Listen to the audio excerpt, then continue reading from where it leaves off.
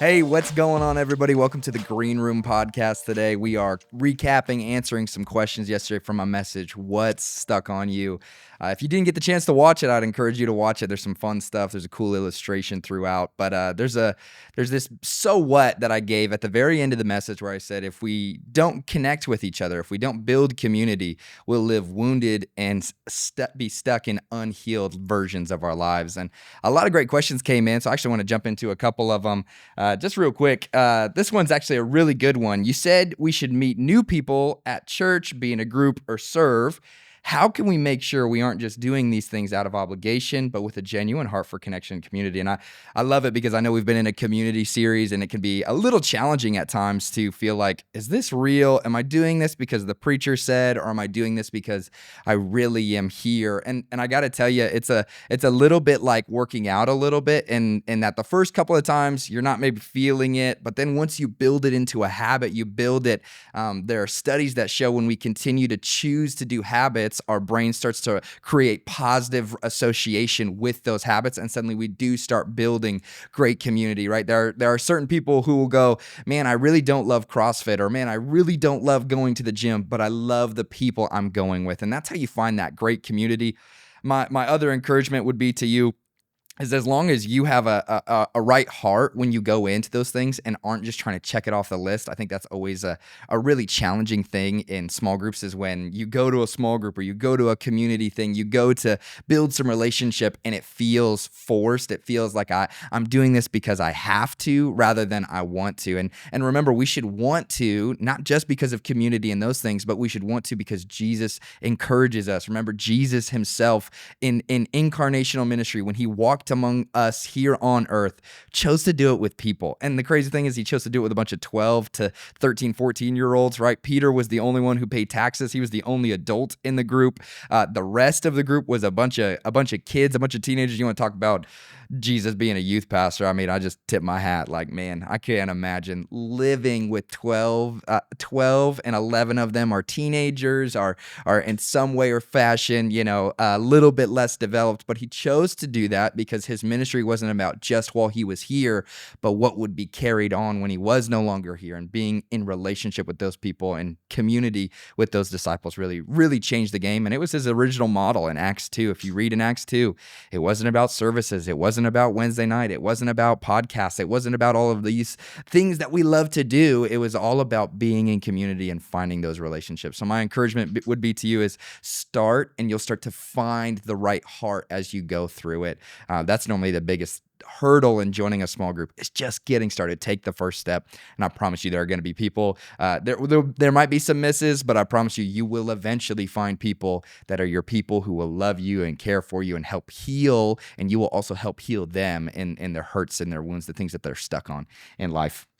Next question. This one is a alley-oop. I love it. It says, does the youth ministry offer any groups or community for my teenagers? Yes, we do. Here at Zion City, our youth ministry is called Gen Zion. Generation Zion is the long form name, but we have a service here at Flowing Wells campus that's every single Wednesday night. My heart is for that to eventually expand and grow at all of our campuses where they're running a Wednesday night, as well as we have junior high services on Sunday mornings at all of our campuses, 9:30 and 11:30. And what I got to tell you is those are a great launching point, but then we also have our small groups, which we call tribes. It's just a cool youthy term for small groups. It's a thing that they feel like they belong to. Those will be launching in September. And I got to tell you, those students, the number one perceived need of a teenager is community, is relationship, and I got to tell you, that's not really their number one need, but it's what they believe they need. The question they ask themselves when they have an opportunity to go do something, to go see something, is not, will it be fun? Will it be an incredible experience? But who is going? Are any of my friends going to that thing? Which is why I just want to encourage you, if you have teenagers, get them plugged into the youth ministry. It might take a little bit, but I promise you that this youth ministry is passionate about being the friendliest youth ministry and building relationships and putting themselves out there. They'll find community. They'll find other believers who will be like that Proverbs relationship where iron sharpens iron. I just want to tell you, yes, we believe in community, and I got to tell you, teenagers, I think, do community just as good as anybody else. They have all sorts of free time, and they can give of themselves. So our youth ministry really believes in community and small groups. Third question: How do you carry each other's burdens without letting it affect you? This is a great question. They continue to give a little context. A family member's marriage is struggling due to infidelity, and it feels like we have been brought into their struggle. One, I am so sorry. I just got to acknowledge the elephant in the room and go, that's not the intended purpose behind community is to feel like you're in the middle of the fight or feel like you're in the middle of the problem or the tension, the family, all the other people who are getting drug into this. But I do got to say this. There is a healthy boundary that you can place, and remember the verse tells us to carry each other's burdens and so fulfill the law of Christ. It does not say carry indefinitely. And I think we can take a little bit of awareness and going, hey, there are moments when I'm carrying your burden with you. And then there are moments when, perfect example for me in ministry and life, there can be moments where people are sharing things with me and they're sharing their heart, they're sharing their tough moments with me. And I have to make a decision like, am I going to carry this heaviness home and it affect my kids, affect my wife, or, and this is something that we've learned here at Zion City is when your hand touches that door handle, that garage door, that front door, whatever that looks like, when your hand touches that door, you take about 20 seconds and you take a moment and you go, okay, their issues are their issues. I've got my family, right? My kids, the other people in my family didn't necessarily sign up for ministry. And in the same way, you know, the people around you, you didn't maybe cause or maybe make a decision in the infidelity. You can be there and love people, but also knowing that you can have a boundary even internally to go, okay, hey, I'm setting this thing down. It's not mine to carry anymore, right? I think the verse that just echoes around in my mind as I think about this is that each of us has to carry our own cross daily, right? And no matter what your cross is, maybe it's a struggle, maybe it's a struggle in infidelity, maybe it's a struggle in pornography, or it's a struggle in your flesh.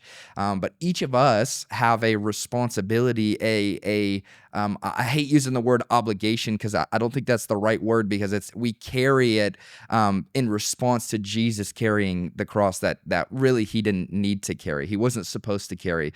He carried that cross for our burdens, and we have to continue to carry our cross to go, hey, I am a vessel for Christ. And I just want to encourage you, if you need to put boundaries up and just go, hey, if every conversation, if every family ordeal, family gathering, we talk about this, hey, I'd really like to put some healthy boundaries in, as well as creating some space, some proximity. I know it can be challenging to do that in family because sometimes we mistake space or healthy boundaries for abandonment or rejection, and that's just not the case.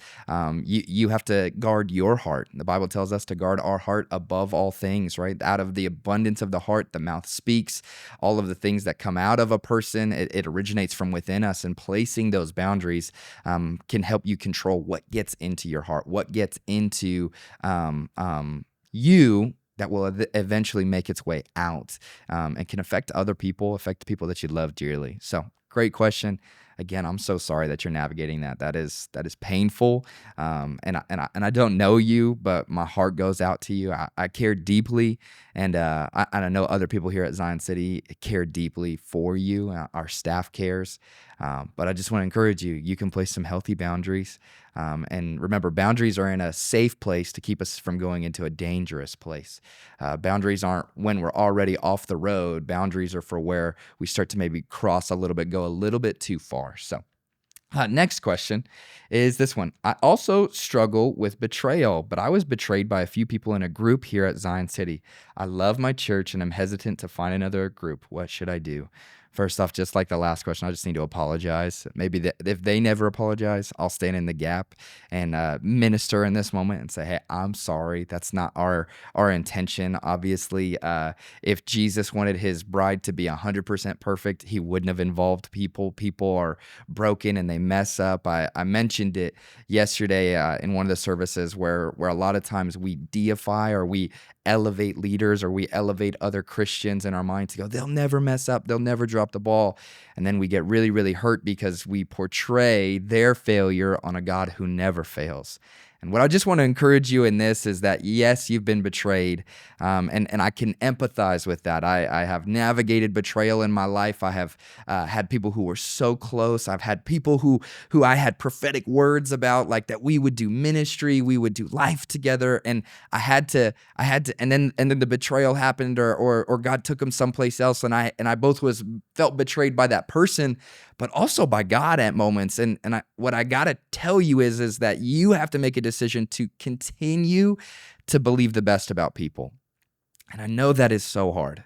I do. I know it is so hard to look and to see how messed up people are, to see how broken the world is, and to choose to put yourself out there, to open up your chest and be open and honest and trust people again. It's really, really hard. But I gotta just remind you, and maybe you've never heard this before, but Jesus showed us trust and vulnerability and openness and honesty with Judas, the one he knew who would betray him. Actually, the crazy part is that we look in that passage of scripture, and you can see that Jesus understands it all. Jesus knows what's going on, but still looks at Judas and lets him partake in communion, lets him partake in the foot washing, and then he releases him and he says, "Go do what you need to do so that I might be glorified." It's a crazy situation. I couldn't imagine being in that room and still having love, still having care, still having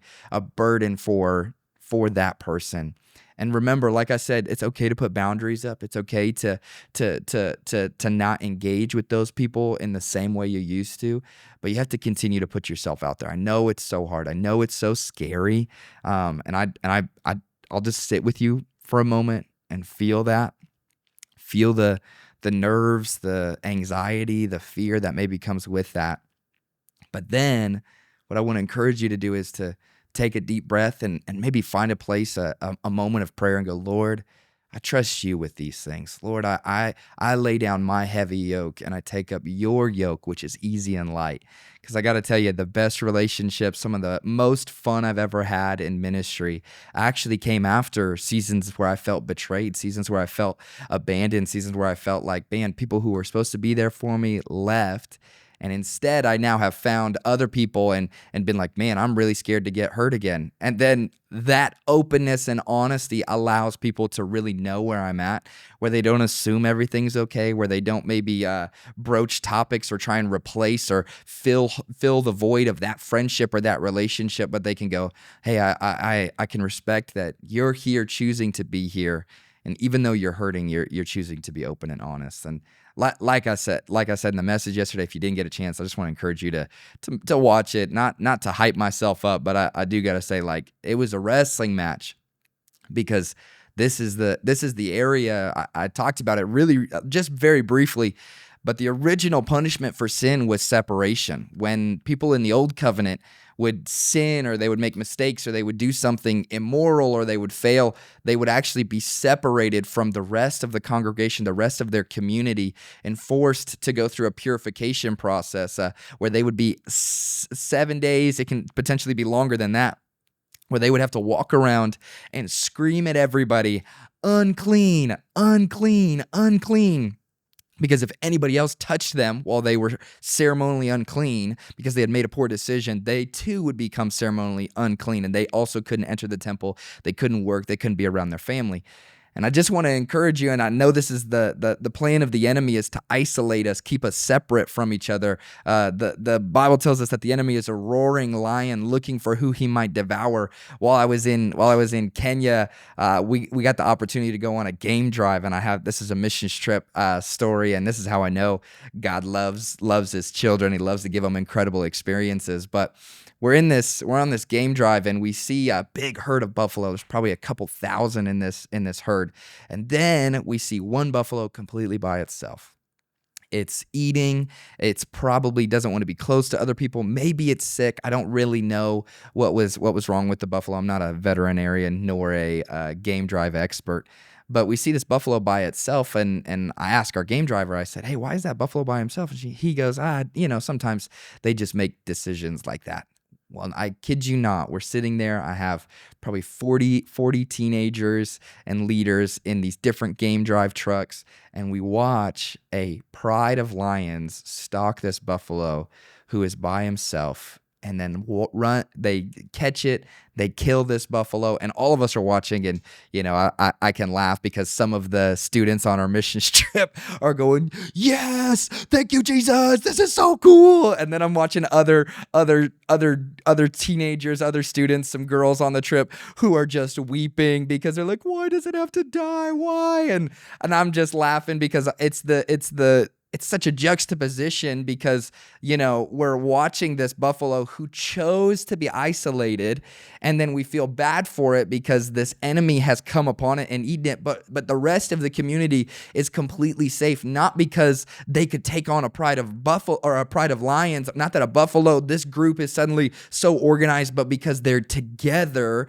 they become intimidating to the enemy. And that's what I want to tell you is that in your small groups, in your relationships, if you find that community, suddenly it starts to get a little more intimidating the other direction, where the enemy goes, man, I can't trip them up anymore. I can't lie to them. If I tell them something that's not true and they go to that small group and go, no, that's not true. Suddenly what the enemy has been planting as seeds in your mind suddenly becomes so clear that it's such an attack from the enemy. And I joke mission trips are always so fun, so incredible.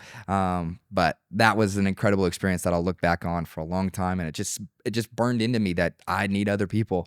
Even as strong as I am, as capable as I am, I need other people. And I just want to encourage you as you're going about this week and maybe spending time and maybe really wrestling through this message. I just want to encourage you, take one step, introduce yourself, meet one new person, meet another believer. Because I just choose to believe this. Not everything has to be all or nothing. It can be a process. You can start where you are and start building that community. And I just want to encourage you to take the next step, to not just be a hearer of the word, but to be a doer of the word. Hey, I just want to thank you so much today for being a part of the Green Room podcast. Can't wait to see you at our next service and praying for you. You guys are blessed and have an amazing rest of your day.